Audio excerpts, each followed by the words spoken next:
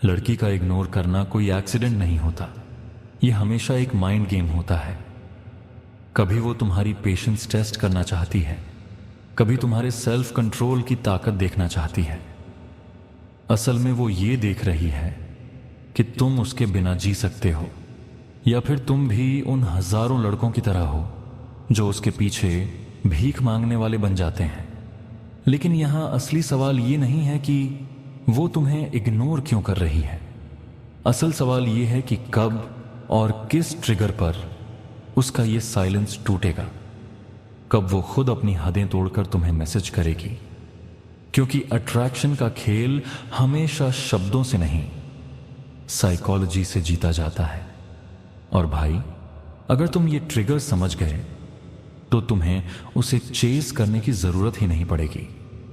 क्योंकि एक समय ऐसा आएगा जब उसके अंदर की बेचैनी इतनी बढ़ जाएगी कि वो खुद मोबाइल उठाएगी और तुम्हारा नाम टाइप करके पहला टेक्स्ट खुद भेजेगी।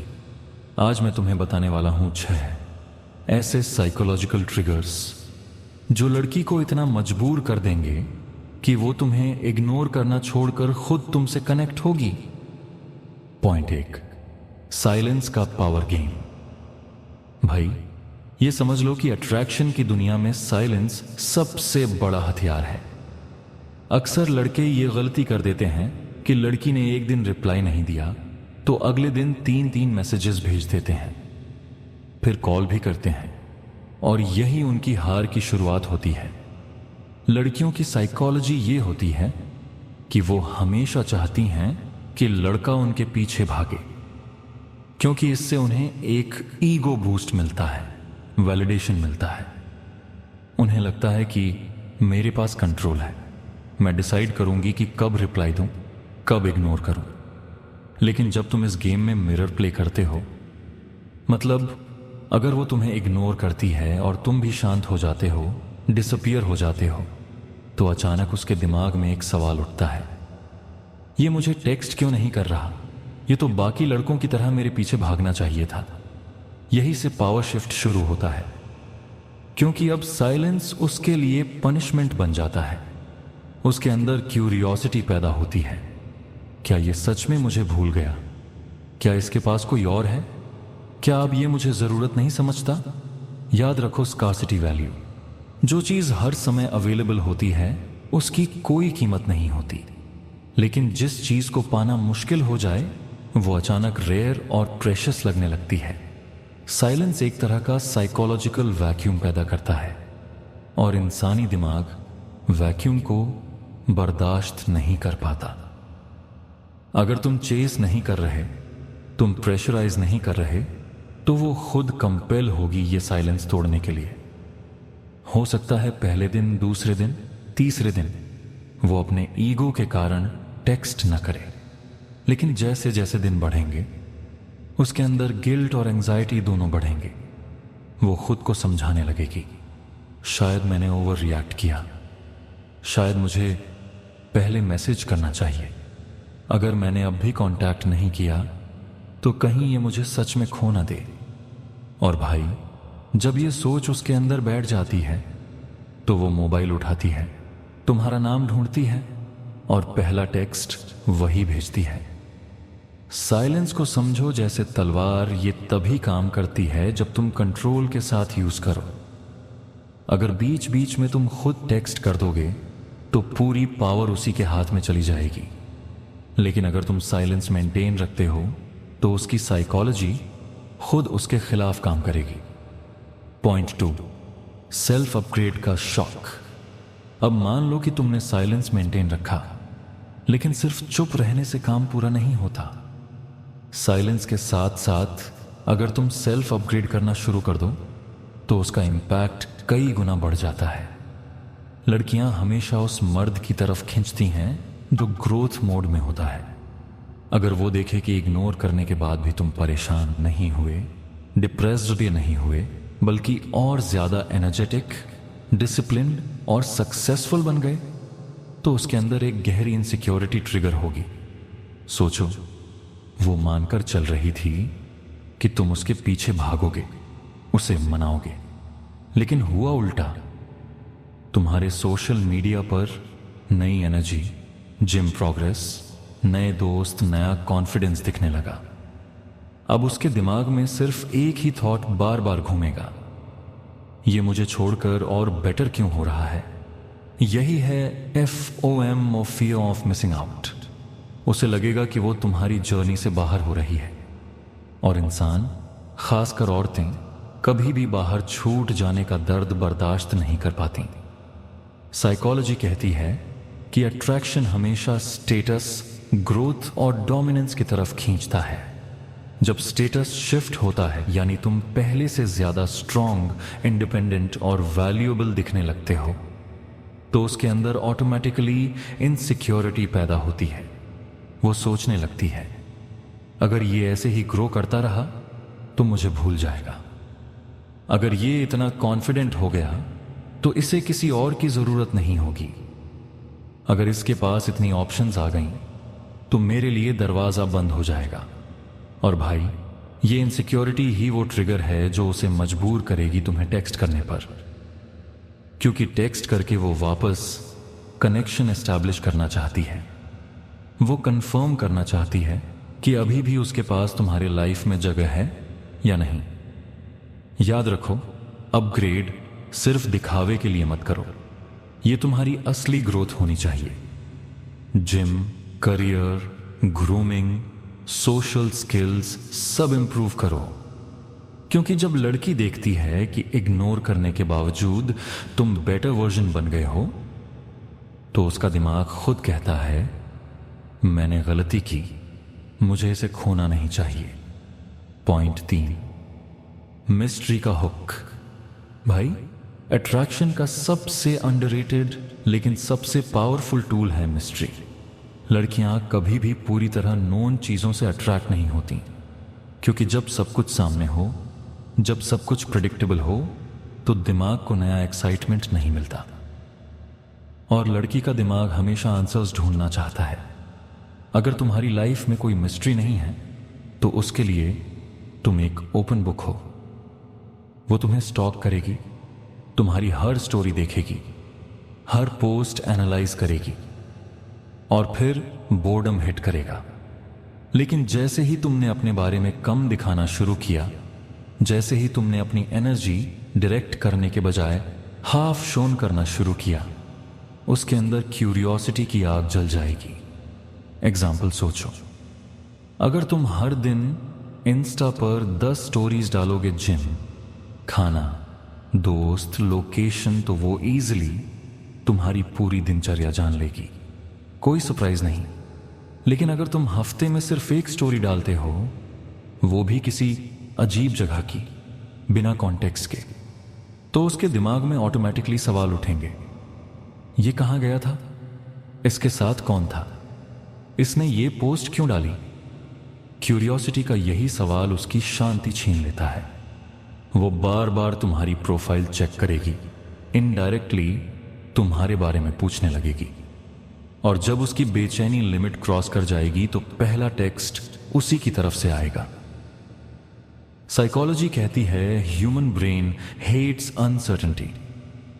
जब कोई चीज क्लियर नहीं होती तो दिमाग उसे क्लियर करने के लिए एक्शंस लेने लगता है, और यही एक्शन होगा तुम्हें टेक्स्ट करना। मिस्ट्री मेंटेन करने का मतलब फेक बनना नहीं है। इसका मतलब है हर बात ओपनली शेयर मत करो।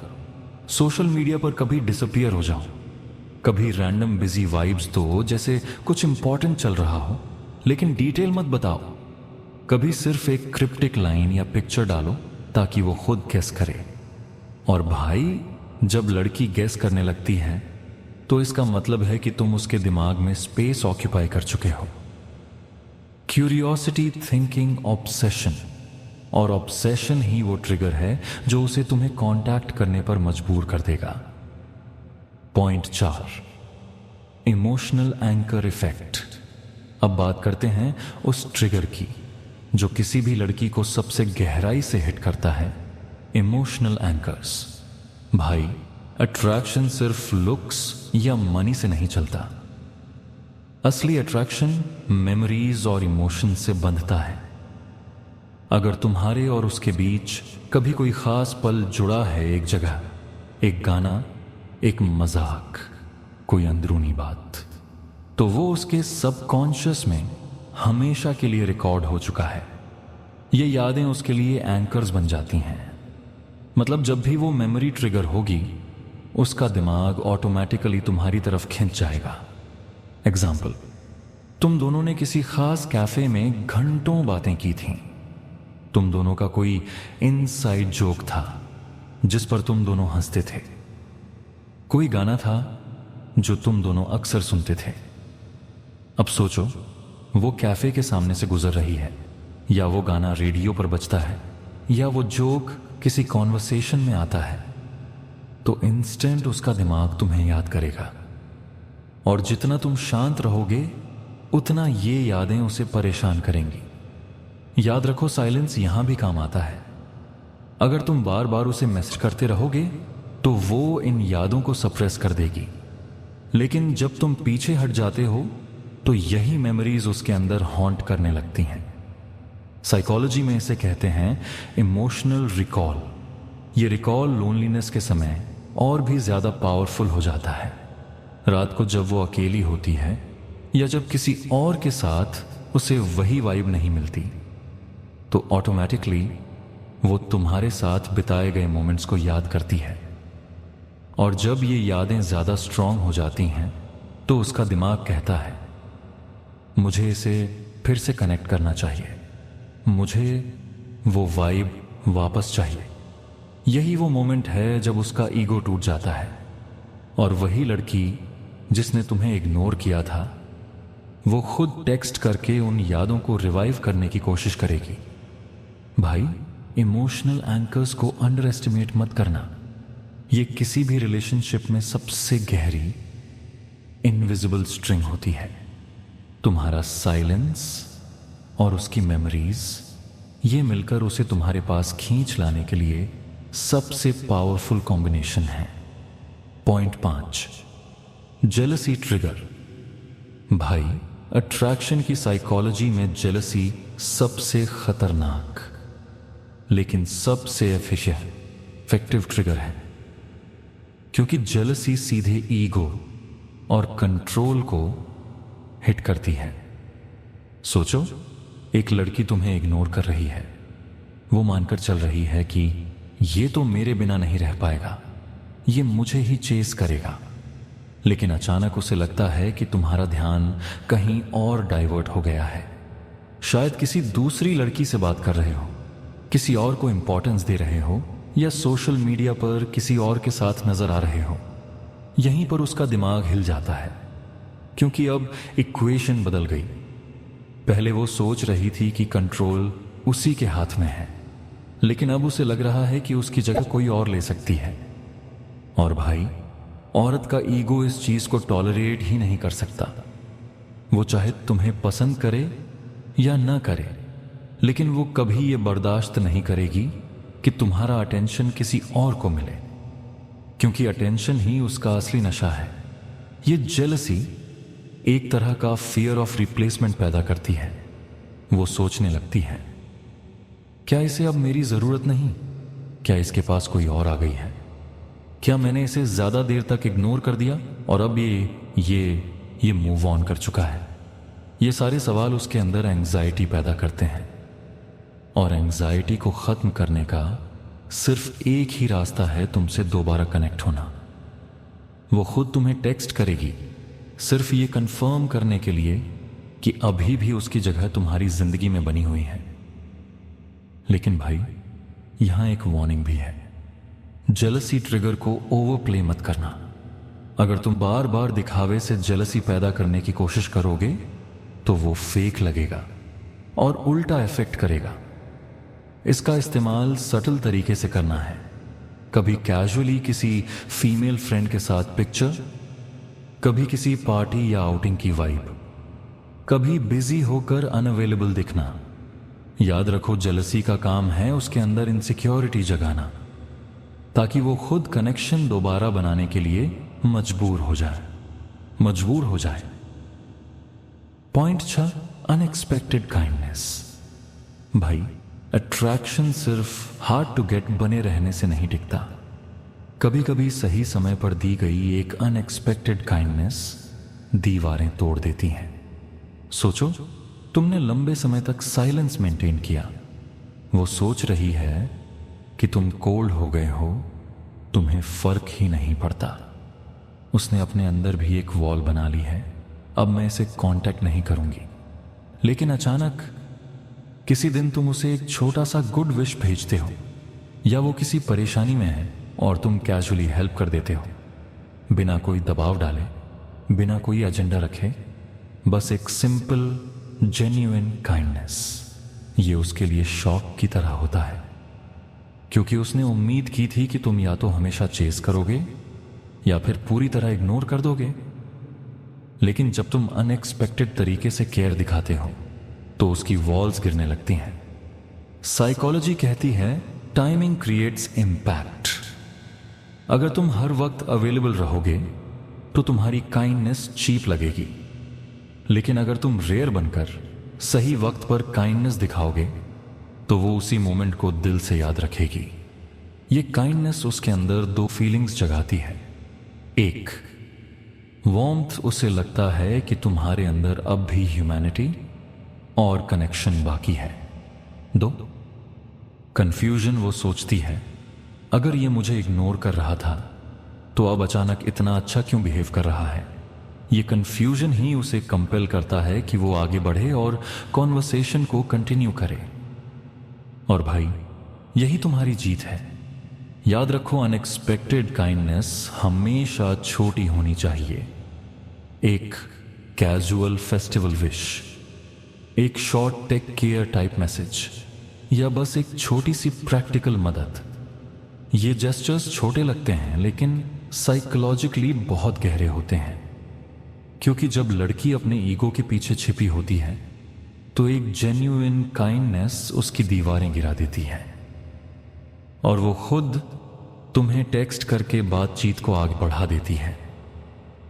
याद रखो भाई, लड़की कब टेक्स्ट करेगी ये कभी भी चांस पर डिपेंड नहीं करता।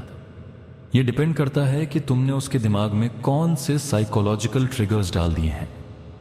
साइलेंस का पावर गेम, सेल्फ ग्रोथ का शॉक, मिस्ट्री का हुक, इमोशनल एंकर्स, जेलसी का पिंच और सही समय पर दी गई अनएक्सपेक्टेड काइंडनेस।